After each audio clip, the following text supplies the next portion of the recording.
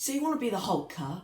Big, strong guy who smashes stuff.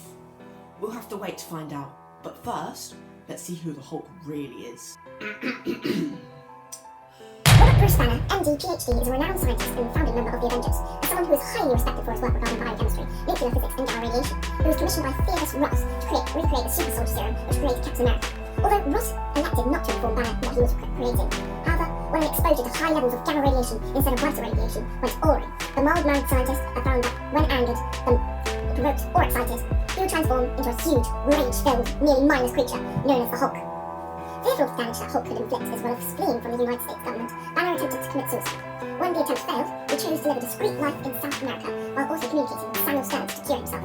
However, when General Ross had sent a team led by Emil Blonsky to apprehend Banner, he was then forced to return to New York City, where he recruited the help of Bessie Ross and Stearns to cure him of his affliction. Banner was apprehended by the armed forces shortly after, but Blonsky, who had received a variant of the super soldier serum, was administered Banner's irradiated blood, transforming him into the Abomination, and forcing Ross to allow Banner to turn into Hulk and battle him before then allowing Hulk to escape. Banner fled to the United States and dedicated his time to ending the Second War, when a mounting threat called for Banner's specialised scientific expertise. S.H.I.E.L.D. recruited him, knowing full well that the incredible strength of Banner's alter ego, Hulk, would be an additional asset to the Avengers. Banner was tasked with tracking down the threat, working alongside Tony Stark to achieve this. Despite almost causing a disaster when he was forcibly transformed into the Hulk by Loki, Banner was joined the Avengers during the Battle of New York and assisted them in defeating Loki and his Chitauri army. Once the Avengers split up in the wake of battle, Banner had become good friends with Stark and relocated to the Avengers Tower, free to live his life without apprehension.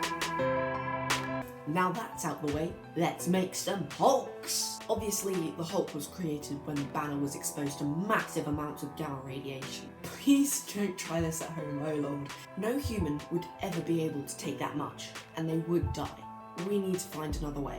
How about squids? A special ability called RNA editing, which basically lets them change their genetic code. RNA is the stepbrother to DNA. DNA is the blueprint to our body. RNA is the gene that uses that blueprint to create the proteins that our DNA is processing. The squid changes chemicals in DNA to create something else, giving an immediate mutation. They use this instead of evolution. Okay, we have our solution, RNA editing. You can change DNA code, and the RNA will go, okay buddy, instant mutation, no evolution here. Okay, cool. So we have our solution, now let's use it. Oh yeah, humans can't edit their RNA. Let's go past that, try anyway.